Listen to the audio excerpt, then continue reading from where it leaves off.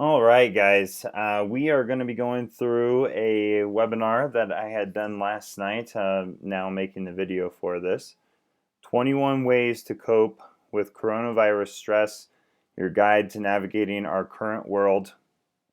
I think we're all a little uncertain of how to go about this, and which can add a lot of stress, whether we know that we have that added stress or not. Some things to consider to help you as we go through this together. So we got 21 different things, and we're going to start with why. So why? During times of crisis, a person experiences unfamiliar emotions and new kinds of pressure, which makes it difficult to cope and release that bound up energy. Although the foundational elements that support good health, such as diet, exercise, sleep, and social relationships, may seem out of reach now, there are many ways to promote more stress relief and increased well being. In this webinar, we'll discuss new brainstorming exercises and challenges that may help you find the balance we all need. We'll also highlight lessons to help you dig deeper and release new insights. Lastly, we'll explore several ideas that involve family and community in the activities. So number one, brainstorming exercises. Brainstorming exercises number one. I believe we have 11 of these exercises for you guys to try out. Number one, list your favorite stress relieving activities. Make a list of your favorite stress relieving activities that can be done at home. Resist listing things like watch TV or scroll social media. Make the list pretty and refer back to it often. Once you have your activities, you can begin to add them to your daily schedule. So the idea behind making this stress relieving activity list is understanding what truly does relieve stress for you. Many of us may at first think, or at least go to, watching a comedy or scrolling through Instagram. However, these may not be as relieving as what you believe them to be. So let's find some other things that would be better for us.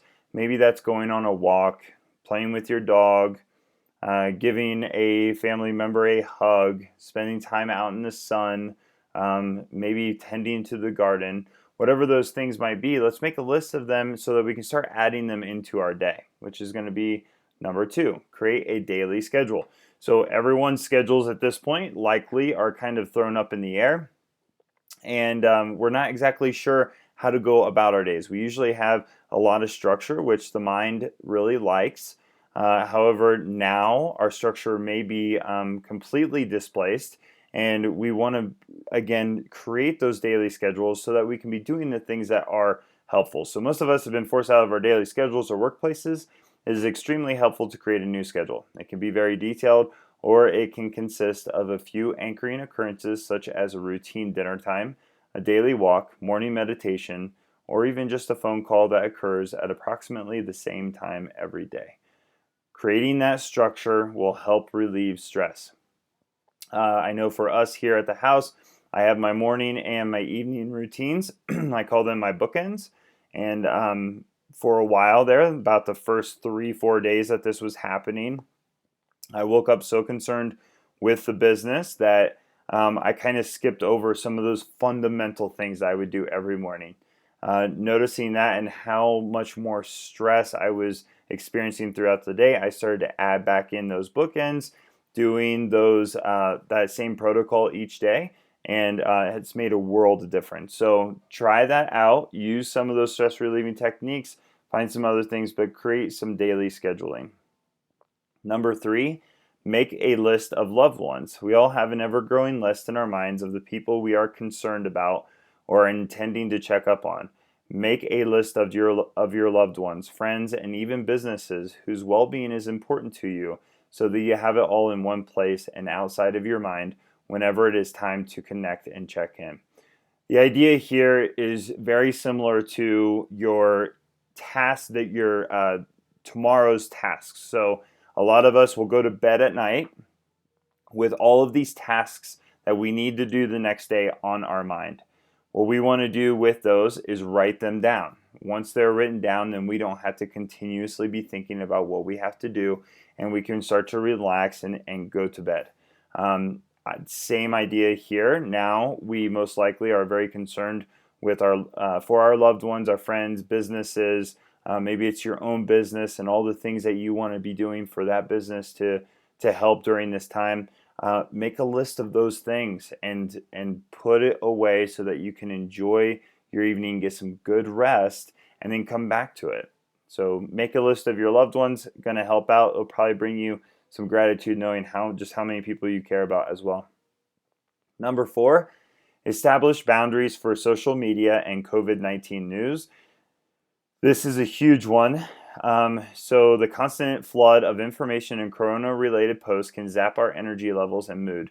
Consider placing boundaries on social media or the news to help gain emotional control, be more productive, and take much-needed breaks. We've recently instilled a 45-minute limit on our social media and COVID-19 news. It's a little gray right now because, of course, we're trying to figure out what to do with the business, and COVID-19 is always on my mind as far as how are things going to be running when we get back up and running, or how long is this going to take, and we're just uncertain. So I do like to get updated daily, but what I do is I give myself 45 minutes to check on what's going on, check out on the stimulus package, on the current COVID-19 outbreak, those things, so I have a good idea of what's happening, and then I turn all that stuff off and I go back to my normal life. So placing boundaries on that is going to help a lot. If we're constantly being stimulated, and this is with any social media, we are going to, again, the brain gets into that monkey mind position. Number 5, commit to journaling throughout this historical time. Over the course of a person's lifetime, it is rare to experience something with this kind of magnitude, a story that will be told for generations to come. There is no better time for you to start journaling. These can be done in one-sentence entries or pages filled with free-form expression, whatever suits you. What I've noticed about this, and I've gone to this, I journal every day. However, my journaling is usually about creating or manifesting my day, and then coming back in the evenings and journaling again about how I did on those things I wanted to manifest and what I learned and what I could change. For this, it is more of an opportunity to put on paper how I am feeling about everything. And so the way I started this was just starting to journal about the weather, and then about what I heard that day. And then it turned into the COVID-19 and my thoughts on that. So instead of me bombarding Holly with my thoughts on all of everything that's going on, I'm journaling it, and it feels like it's freeing me up from those thoughts. Similar to the list, this is an opportunity for me to free up my thoughts when it comes to everything that is happening now. So commit to journaling, even if it means you just simply write down one word for that day on how you felt. One word of how you felt. Number 6, try this choose 3 strategy for life's overwhelm. I call these my big 3. Choose 3 is a strategy I use in my coaching quite regularly. It is a thought-provoking exercise to help someone choose which areas of their life need the most energy and focus right now and which areas can wait. This is for anyone who feels like they're spinning too many plates at once. So my 3 that I use every day are energy, work, and love. I call these my big 3. And then through those big 3, I then look at number 1, my gratitude for those big 3 for that day. And I usually have a gratitude piece for the morning and then the evening as well. I also write down what my identity is for energy. So for instance, in energy, my identity is world-class athlete. And then for my virtues, I'm going to write down the virtues that I want to embody for that big 3, or that, for instance, energy or work or love. And let's say for work, I want to embody honesty, patience, resilience. So I always write down a few of the virtues that I want to embody that day. And then I'm going to go into my behaviors. What's one thing that I want to do to improve one of those big 3s? So for work, it was help others today. My number one was I wanted to make sure that I helped others today. And then my one that I wanted to turn around was hesitating. I don't want to hesitate just because I'm not exactly sure how to do it. I want to dive in and help as many people as I can in that way. So those are the way that I work through it. But honestly, it's you can pick any three that make sense to you, and just try focusing on those three throughout that day. Number 7 is going to be daily mindfulness for beginners. This is a great one, especially now when we have a little added time and we're not being bombarded with everything else. With so much anxiety flowing through our bodies now, mindfulness is a critical practice that helps us feel in control and more content with our circumstances. The problem is a lot of people don't understand how to start mindfulness, or they look at mindfulness as being meditation, and it's not exactly the same thing. Mindfulness is just a state of mind. So here's an easy practice for you to try. Set up a chair in your backyard. Let your family know not to disturb you for the next 10 minutes. Leave your phone inside, out of sight, and now focus on these 4 senses. What do you see? What do you hear? What do you smell? What do you feel? Focus on nature continuing on as normal. Now feel that you are part of it, not separate. Take that feeling into more tasks throughout the day. So let's use this example, and I love the nature example because that right there is reconnecting you to nature, which you are a part of. But let's take this for another example. So I'm doing dishes, and as I'm doing the dishes, what do I see? What do I hear? What do I smell? And what do I feel? So maybe it's the warm water that I feel on my hands, or I smell the soap as I'm scrubbing the dishes. What do I hear? Maybe I hear some music in the background, or Fitch scratching himself or something. What do I see? I see the dishes, or if I'm looking out the window, maybe I see the backyard and the birds flying around.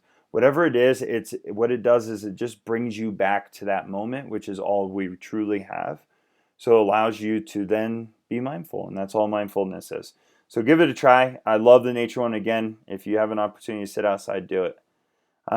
Number 8, track daily wins, big and small. This doesn't need to be tracking on paper, so let's get to that in a second.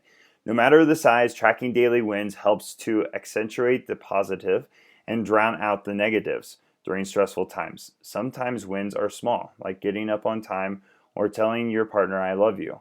Sometimes wins are bigger, like finishing your to-do list, prepping family meals, and helping an elderly neighbor, if it's safe. Celebrate those wins with a fist pump and say out loud, "That's like me." So I got this one from Brian Johnson and Optimize Crew. I have a daily protocol that I like to go through, both for my energy, for quality work, and for my love. And love in the broad sense of how I express love to everyone and to the world.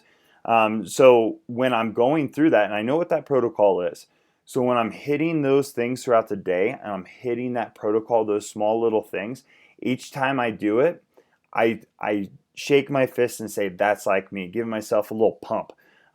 So try that. That's how I track it. I also track it in my journal. It's not necessary, but just think about how do you want to react, and then each time you do, celebrate that little win because that's like you. All right, so number 9, plan time with nature. The benefits of spending time outdoors or among nature are especially important while we're socially isolated.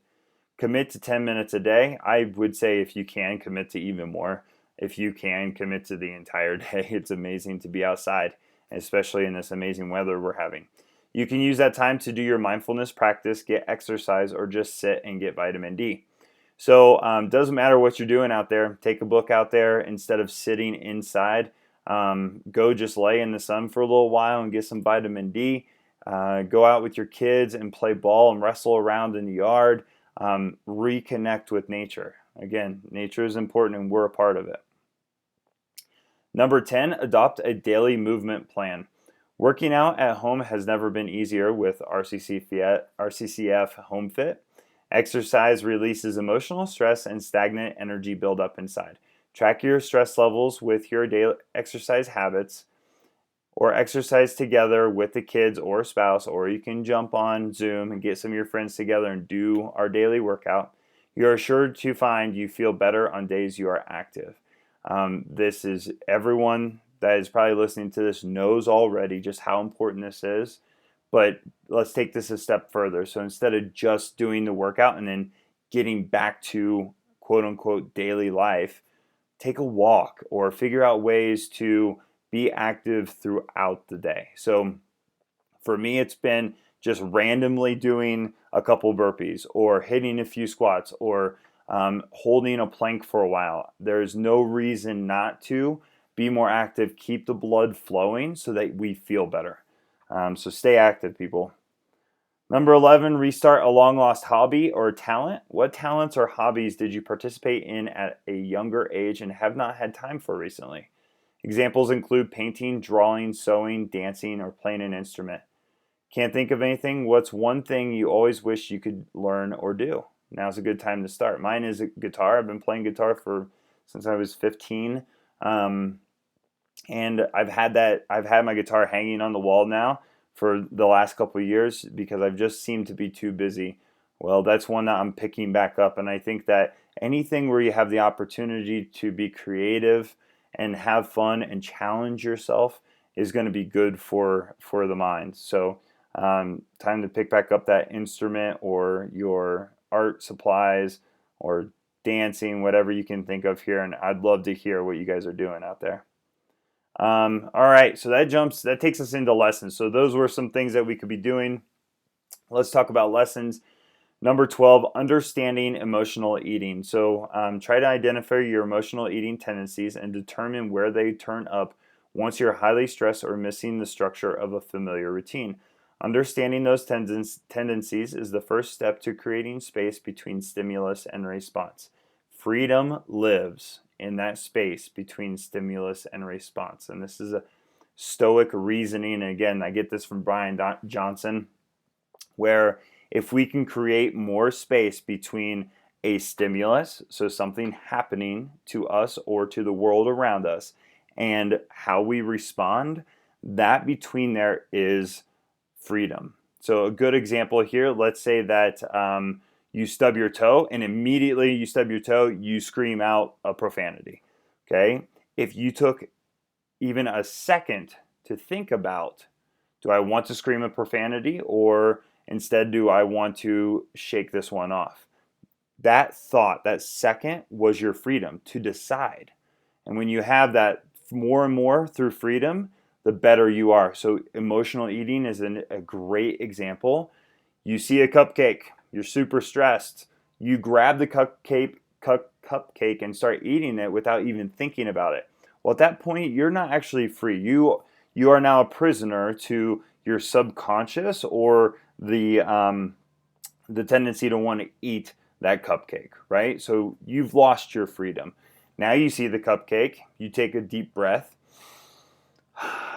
you weigh the pros and cons, and you still eat the cupcake. Well, you did that free will, right? You decided, hey, I still want that cupcake, but you made the decision. You did not just react to the stimulus.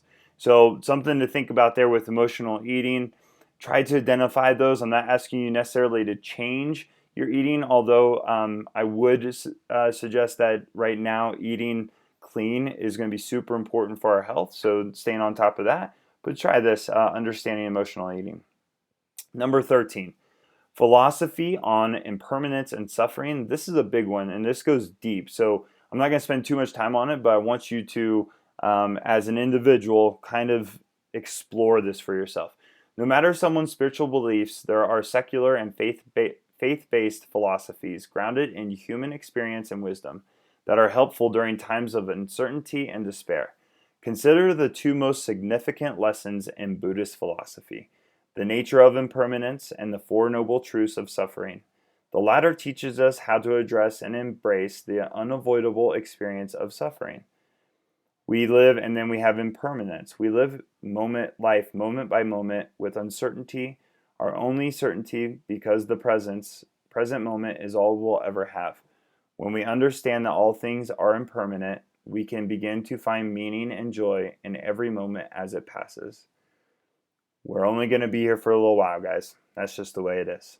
So we can decide how we want to live our life by either being stressed or by being scared, or we can choose to live in that moment. And instead of taking the whole world on, just live and breathe and try to see the beauty in everything that is happening. All right, number 14. Have you released any repressed emotions? Many of us are trying to stay strong for our families and friends or keep up with the demands of daily life. So we don't take a moment to recognize and release emotions that are building up inside. Have you had time to scream, cry, punch an inanimate object, or express your deepest fears? What are some healthy ways of expressing your emotions? This is, we're all holding some emotion here, absolutely, and I think with everything that is coming in, we all want to be strong for our families and our friends. However, because of that, we're going to have repressed emotions. So how are you getting that out? And make sure that you are on a daily basis. Otherwise, it starts to build up, and then you may take it out on a loved one or take it out on yourself in an unhealthy way. So find ways that are going to help you. Maybe it's going and punching a pillow. Maybe it's screaming into a pillow. Maybe it's watching a sad movie and letting yourself cry, like Fox and the Hound. Maybe it's expressing or writing down, not even telling someone, just writing down what your deepest fears are about this and then burning it, right? It doesn't have to be this huge thing, but make sure that you're getting it out. For me, I love going out and doing sprints if I start to feel this, or take a walk and just take a breath. But I think that there's something to be said about being a little more aggressive in a healthy way. So think about that. And again, if you want to share yours with me, I'd love to hear it. Number 15, the sleep anxiety connection. Do you know the importance of sleep, or of deep and sufficient sleep? Matthew Walker, PhD, who is the author of the revolutionary book Why We Sleep, shows in his 20 years of research and human experiments that quality sleep reduces anxiety levels, and a lack of sleep increases emotional reactivity, which we just talked about, and anxiety levels by up to 30%. That's huge. So I know this from personal experience. When I wasn't sleeping, 2017, didn't really sleep at all. I remember that year. That's when all my grades started to come in. So not only did I not sleep at all, but I was constantly fighting stress. And just the idea of trying to fight stress is stressful, right? So I didn't have the energy levels I needed to be able to combat the stress that I was being presented with. So I want you guys to take steps to get better sleep. It is probably the most important thing that you can be working on right now. So what are some things that we can be doing? Stop eating and consuming food or drinks other than water 3 hours before bedtime. Give yourself a digital sunset. Try for at least 1 hour before you plan on going to sleep. Get your room nice and cool. Right now, we turned our heat off during this time. It's been nice out. We were opening up windows. We're letting the house be cool, and it feels better for us. If we want to warm up, we go out in the sun. When it's cold at night, we put on extra clothes. And create a routine with this. So the way that we've done our digital sunset is we have our Wi-Fi that kicks off at 8 p.m. When that kicks off, we know that it's time to get all the windows and everything else, or I'm sorry, the lights and everything else turned down, and then we stop eating before bedtime as well. So at least 3 hours. We're trying to get dinner in earlier now since we can. So start to create a routine. Check on how you're feeling when you sleep, and if you're feeling like you're not getting enough sleep, don't be afraid to take a nap in the day. Let yourself get additional sleep if you can during this time. All right, number 16, cooking inspiration and kitchen tips. Many of you are being forced to cook and store food in quantities or frequencies that surpass your related experience. For more cooking recipe inspiration, go to marksdailyapple.com. This is Mark Sisson's blog. There are tons of clean recipes on there. Start up a recipe sharing group.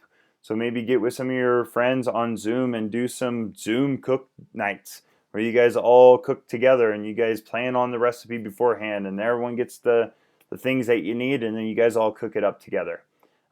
Make enough to have leftovers the next day. So we've been making big dinners and we've been having plenty of leftovers next day so we can stay focused on other things that we want to do throughout the day, just like we would normally do.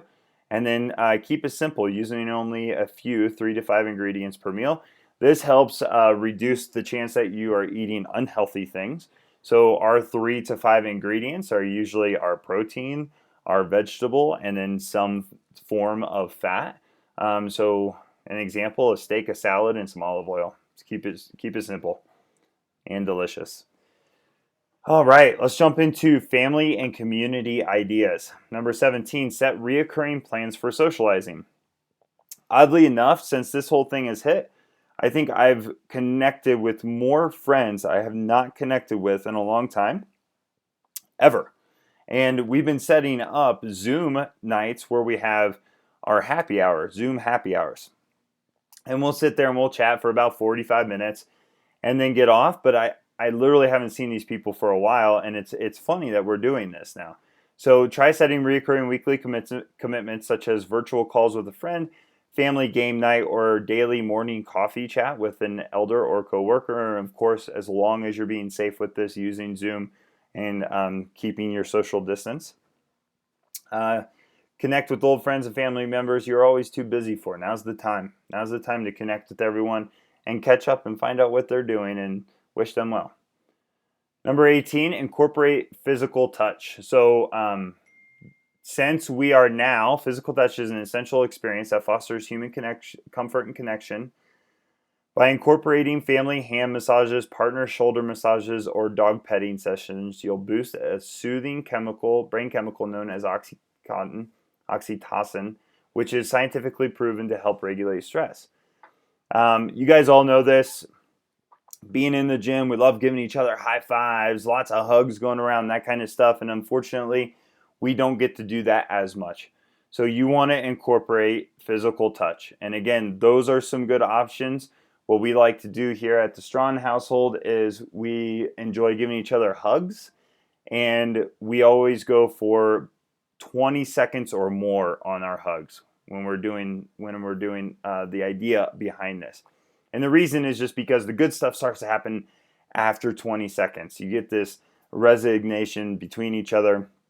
That's really beautiful. We do that with Fitch too, where I'll just be hugging on Fitch and I'll hold him for 20 seconds or more. And the way that you feel is so much better than trying to rush through it. So try doing some more of that, hanging out with the family. Of course, be safe here. Don't go creating physical touch with strangers. Number 19, sharing gratitude with others. Want to +1 your daily gratitude instead of just writing down what you're grateful for, which is one practice we had last week where it was 100 gratitudes. Write down 100 gratitudes. Try sharing a daily gratitude message with someone else in your household. This is as simple as writing down "Today I am grateful for" on a Post-it note and leaving it on your spouse's vanity for them to find in your absence. You may find it has a more profound effect.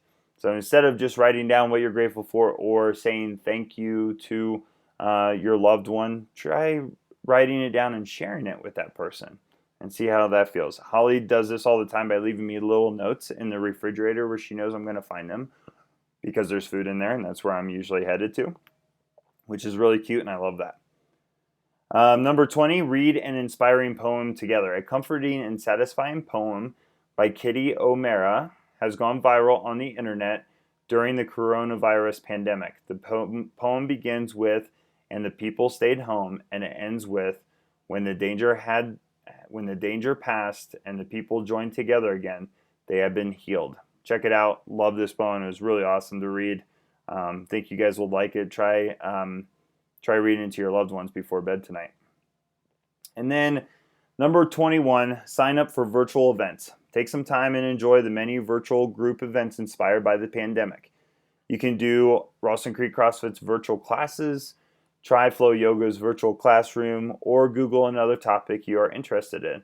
There are many available to keep you inspired and busy. Now's the time to dive into the things that we never have time to do.